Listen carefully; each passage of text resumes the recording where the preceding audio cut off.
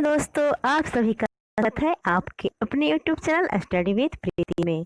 दोस्तों, आज से हम संविधान यानी इंडियन पॉलिटी से संबंधित प्रश्न का डिस्कशन करेंगे।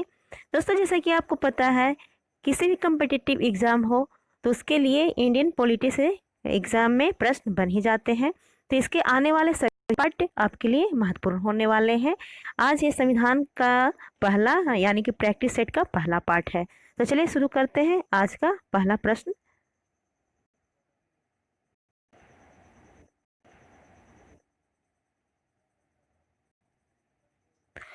आज का पहला प्रश्न है, भारतीय संविधान सभा के प्रारूप समिति के अध्यक्ष कौन थे? दोस्तों, ये कौन थे हैं? तो इसका सही आंसर क्या होगा? इसका सही आंसर हो जाएगा option B, doctor Bhimrao Ambedkar. और देख लेते हैं जो ऑप्शन ए है, doctor Rajendra Prasad.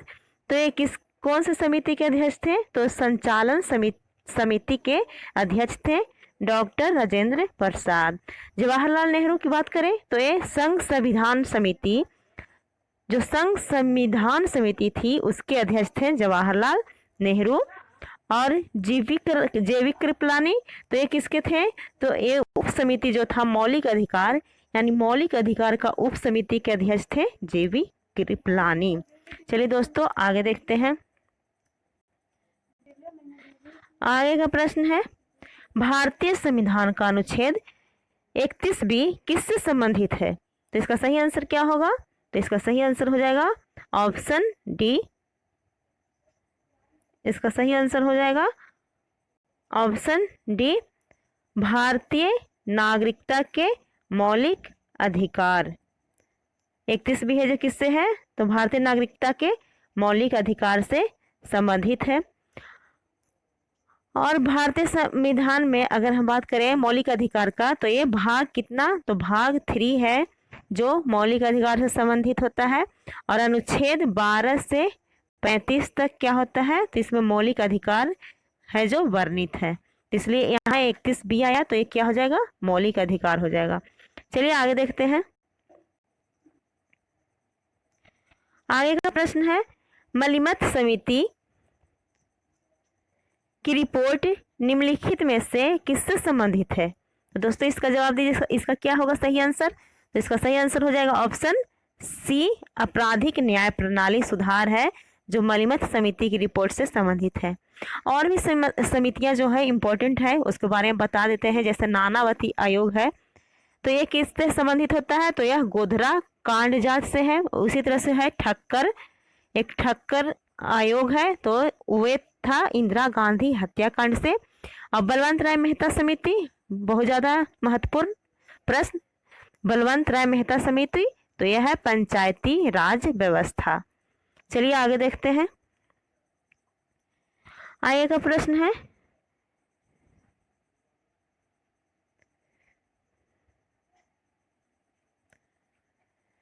British crown ने ईस्ट इंडिया कंपनी से भारत पर प्रभुसत्ता किस वर्ष स्थापित किया था? तो इसका सही आंसर क्या होगा? तो इसका सही आंसर हो जाएगा ऑप्शन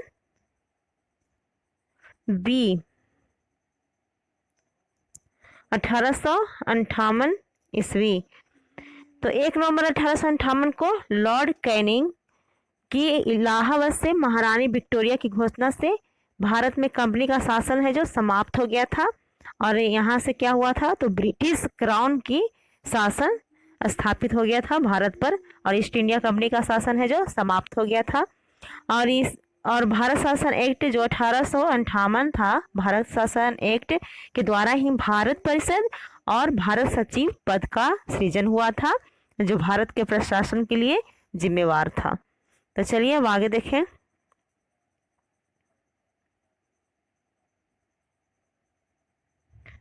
आगे का प्रश्न है,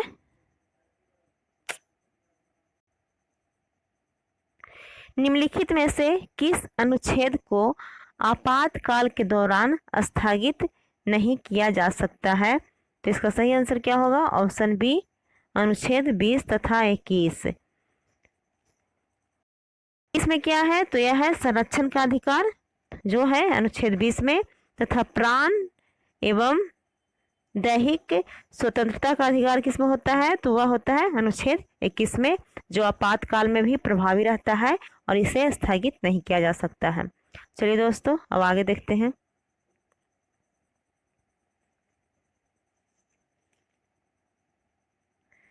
भारतीय संविधान के किस मौलिक अधिकार में कहा गया है कि सभी लोग को देश का कानून बराबर सुरक्षा प्रदान करेगा? तो इसका सही आंसर क्या होगा? तो इसका सही आंसर हो जाएगा ऑप्शन ए, समानता का अधिकार। भारत में कुल 7 मौलिक अधिकार है जो सभी नागरिकों को संविधान में दिया गया था। दोस्तों यहाँ ध्यान दीजिएगा, हम मूल संविधान की बात कर रहे हैं, तब संविधान में मौलिक अधिकार की बात की गई थी, लेकिन वर्तमान में कितने मौलिक अधिकार हैं? तो 6 मौलिक अधिकार हैं।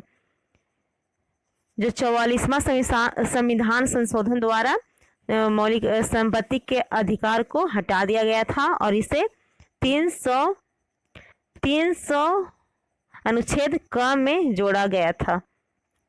और समता का अधिकार है जो प्रथम मौलिक अधिकार है, और अनुच्छेद 14 से 18 है जिसमें समानता का अधिकार का उल्लेख किया गया है।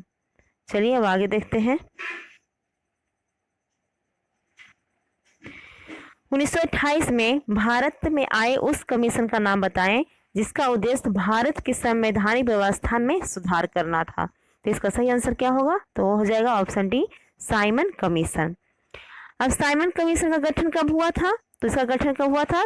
तो 8 नवंबर 1927 में है जो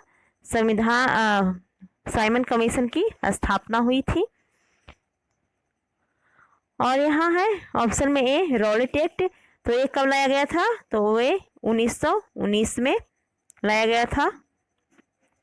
पिट्स इंडिया एक्ट, तो ये कब आया था? तो ये 1784 को पिट्स ऑफ इंडिया एक्ट के नाम से जाना जाता है। और बंगाल विभाजन, तो 16 अक्टूबर 1905 में बंगाल का विभाजन हुआ था, और उस समय बंगाल का गवर्नर कौन थे? तो कर्जन। चलिए आगे देखें। विधान परिषद की सदस्य के लिए न्यूनतम आयु सीमा क्या है? तो इसका सही आंसर क्या होगा? तो इसका सही आंसर होगा ऑप्शन सी, 30 वर्ष। दोस्तों बता दें, विधान परिषद का गठन सर्वप्रथम 1935 के शासन एक्ट के अधीन किया गया था। और विधान परिषद का गठन है जो अनुच्छेद कितना? तो 171 के अधीन होता है, और 6 वर्षों के लिए इसके सदस्य का निर्वाचन होता है। वर्तमान में कितने राज्य विधान परिषद है? तो है 6 राज्यों में। 6 राज्यों में है जो विधान परिषद है। अभी कहाँ कहाँ? तो तेलंगाना, यूपी, बिहार, महाराष्ट्र, आंध्र प्रदेश, कर्नाटका। दोस्तों जम्मू कश्मीर से हटा दिया गया है विधान परिषद को। चलिए आप देखें, ऑप्शन ए है 21। तो यह किससे है? तो यह पंचायती राज के सदस्यों की न्यूनतम आयु होती है 21 वर्ष, और लोकसभा सदस्य के होते हैं तो 25, और 35 वर्ष होता है तो किसका होता है? तो उपराष्ट्रपति, राष्ट्रपति सब बनते हैं, उनकी न्यूनतम आयु कितनी निर्धारित है? तो 35 वर्ष है। चलिए अब आगे देखें। संविधान के किस अनुच्छेद में सर्वोच्च न्यायालय के न्यायाधीशों पर महाभियोग चलाए जाने का प्रावधान है? तो इसका सही आंसर क्या होगा? तो इसका सही आंसर हो जाएगा ऑप्शन सी, 124, छेद 124 अंतर्गत। अब हम एक और महाभियोग जान लेते हैं जो राष्ट्रपति के ऊपर लगाया जाता है, तो वह होता है अनुच्छेद 61 के अंतर्गत लगाया जाता है। और अब तक केवल उच्च न्यायालय के एक न्यायाधीश वी रामास्वामी के खिलाफ कब? तो 1992 में महाभियोग लाया गया था, जो पारित भी नहीं हुआ था। चलिए अब आगे देखते हैं।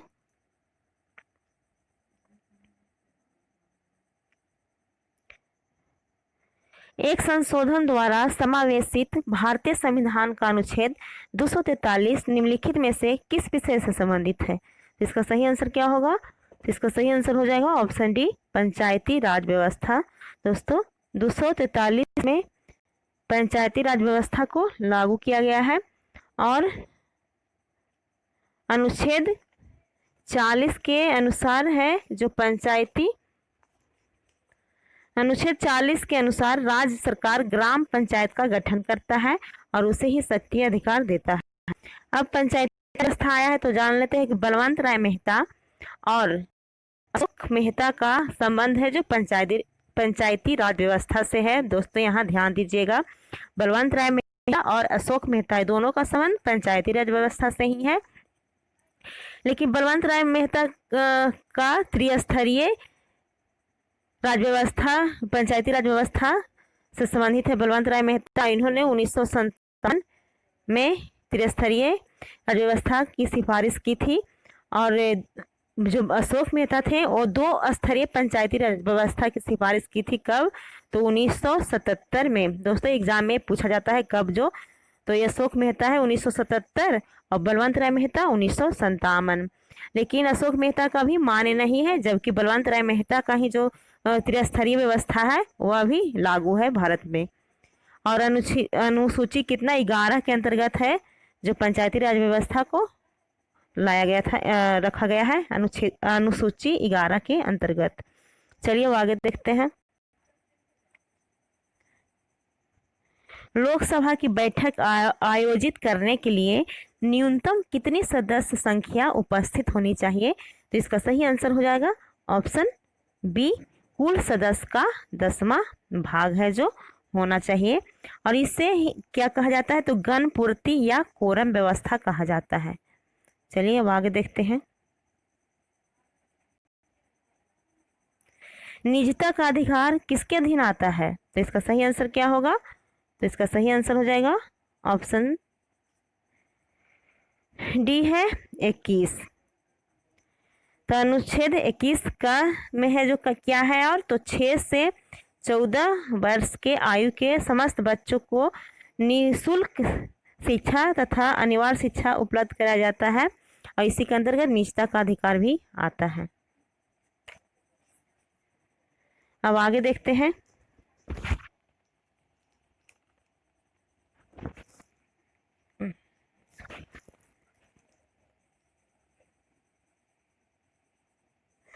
आगे है, किस अनुच्छेद के तहत सर्वोच्च न्यायालय से राष्ट्रपति परामर्श मांग सकता है? तो इसका सही आंसर होगा ऑप्शन बी 143। दोस्तों अब आगे देखते हैं। आगे का प्रश्न है, प्रजातंत्र की संसदीय कार्य प्रणाली में भारत का अंशदान क्या है? तो इसका सही आंसर हो जाएगा ऑप्शन बी कटौती प्रस्ताव। आगे का प्रश्न, संसदीय सत्र के दौरान शून्य निकाल। दोस्तों एक टाइपिंग मिस्टेक है, यहाँ होगा शून्य काल। तो संसदीय सत्र के दौरान शून्य काल की अवधि कितनी निर्धारित है? तो इसका सही आंसर हो जाएगा ऑप्शन बी 1 घंटा। तो दोस्तों कैसा लगा ये वीडियो? उम्मीद कर रही हूँ आपको ये वीडियो अच्छा लग रहा होगा। थैंक यू और please like share and subscribe.